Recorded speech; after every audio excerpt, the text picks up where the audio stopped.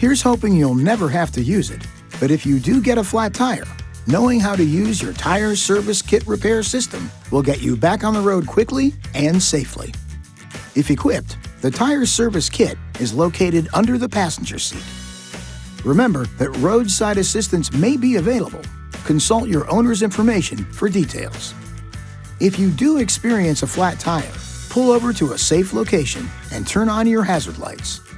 Position the tire that needs inflating so that the valve stem is located near the ground.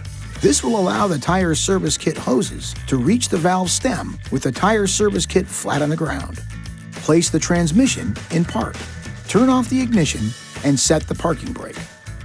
Place the tire service kit on the ground next to the flat tire. Now, on the kit, push in and turn the mode select knob to the sealant mode position and uncoil the clear sealant hose. Remove the cap from the fitting at the end of the hose. Remove the valve stem cap and screw the sealant hose fitting onto the valve stem. Next, uncoil the power plug on the kit and connect it to the vehicle's power outlet. Go ahead now and start the engine. Push the power button on the tire service kit and the sealant should start flowing from the bottle through the hose and into the tire. Run the pump until the sealant stops flowing into the flat tire. The pressure may read up to 70 psi or 4.8 bar. However, it will quickly drop once the sealant bottle is empty. The pump will start to add air into the tire after the bottle is empty. Continue to fill the tire to the correct pressure indicated on the tire placard. If the tire does not inflate to 26 psi or 1.8 bar within 15 minutes, the tire is too severely damaged and will need to be replaced. Do not drive the vehicle. Once the tire has reached the correct pressure, turn the pump off. Remove the speed limit sticker reminder from the top of the sealant bottle and place the sticker on the instrument panel. Disconnect the sealant hose from the valve stem and install the valve stem cap. Unplug the kit from the power outlet and place the kit in its proper storage location. The next step is important. Drive the vehicle for 5 miles, 8 kilometers, or 10 minutes to ensure the sealant is distributed within the tire. Do not drive the vehicle faster than 50 miles per hour or 80 kilometers per hour, like the sticker says.